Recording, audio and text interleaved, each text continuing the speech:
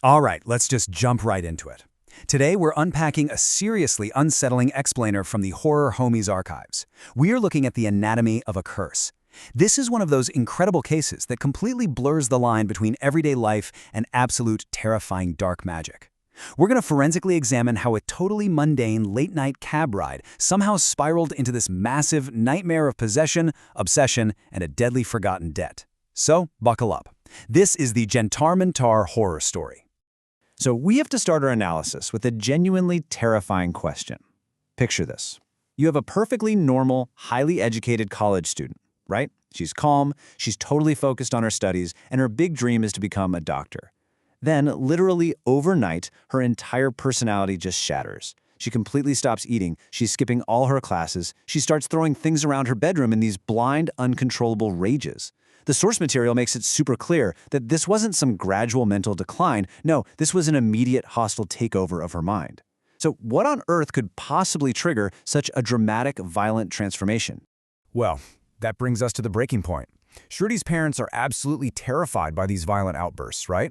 To the point where they're actually forced to tie their own daughter to a chair in her darkened room just to keep her safe. But when they come back to check on her, she's broken free. She's just sitting there in the corner, her face completely drained of color, the pupils of her eyes contracted to these tiny pinpricks, and she's letting out this horrific, blood-curdling laugh. She literally looks right at her own mother and says she has no idea who Shruti is. Then, she presses a jagged shard of broken glass right to her own throat, threatening to end it all, and she's just screaming this one single demand. I just want Rahul. Section 1. Shruti's strange behavior. Examining the symptoms.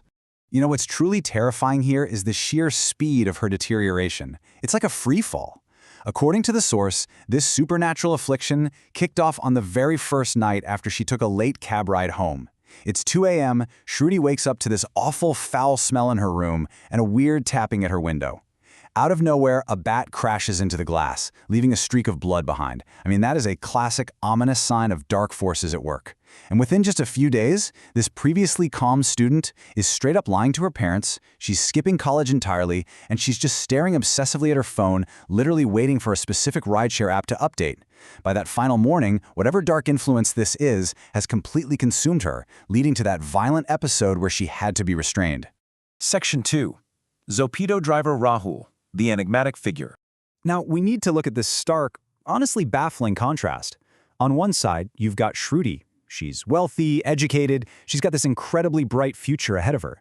And on the exact opposite side, we have Rahul. The story paints him as a 24-year-old gig worker, he's driving this beat-up old bike late at night for an app called Zopido, he's totally exhausted, and he is just deeply burdened by financial stress. They have absolutely nothing in common. Zero. Their lives only intersected because Shruti needed a late-night ride home, and Rahul desperately needed one last fare to make ends meet. So we have to ask, why is she suddenly willing to end her own life if she can't see this guy? Desperate for answers, Shruti's parents actually track Rahul down and physically drag him back to their house.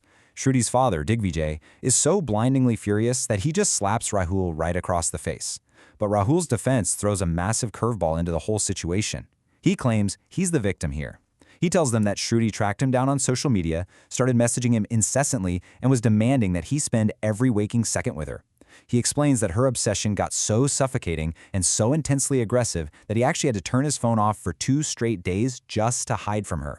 But the actual terrifying truth of the situation comes out the second Shruti sees Rahul in her house. She breaks free from her parents, completely out of her mind, and just throws her arms around him right there in the living room. And it is at this exact moment that Pahari Wale Baba, the spiritual expert the parents had brought in, delivers a truly chilling diagnosis. He looks right at the parents and tells them that the girl hugging Rahul isn't Shruti at all. It is a spirit that is entirely controlling her body. Section 3. Vashikaran and the Spirit, the mechanics of dark magic. The Baba identifies this specific curse as Vashikaran. Now, in popular culture, you might hear this brushed off as just some quirky little love spell, but actually, scratch that. The source material makes it explicitly clear that true Vashikaran is so much darker. It's the actual practice of invoking a malevolent, parasitic spirit and literally planting it into a victim's mind.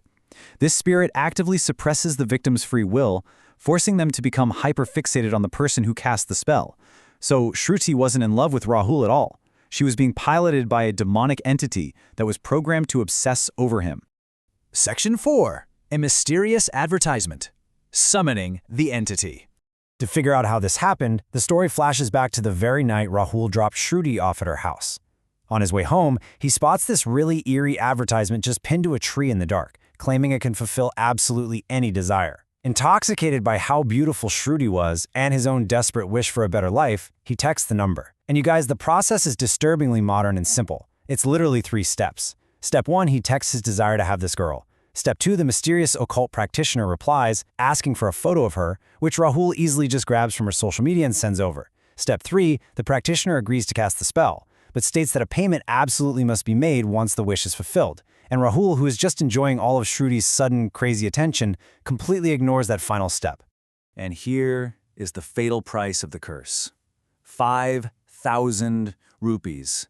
I mean, to put that into perspective, it's a completely mundane, relatively small sum of money.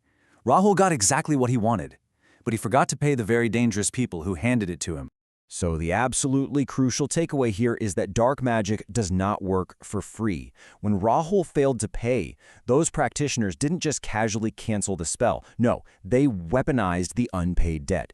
They used that malevolent spirit inside Shruti not just to make her love Rahul, but to completely shatter her sanity. They turned her into a violent, suicidal shell as collateral. It was literally a demonic collection agency at work, and Shruti's mind was just the collateral damage for Rahul's forgotten 5,000 rupees. Section 5. The consequence of dark magic, the devastating aftermath.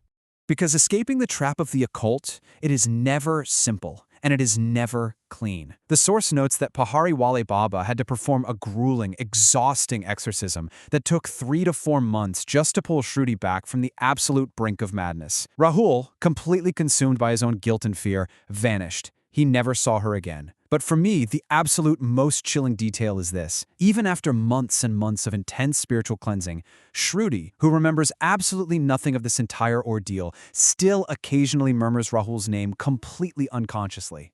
And that just leaves us with a deeply, deeply unsettling realization.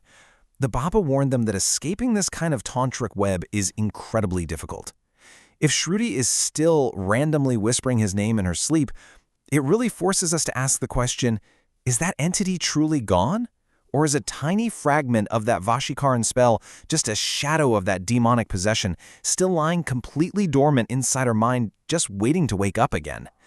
It's a terrifying thought, for sure, and it really goes to show the permanent scars left behind by dark magic. Speaking of lingering shadows, the creators of this chilling tale shared one final haunting statistic with us. A staggering 98% of the people who watch these dark mysteries plunge straight into the unknown without actually officially joining the community. If you found this explainer as fascinating as I did, and you want to keep uncovering these dark secrets and analyzing the supernatural with us, don't be part of that 98%.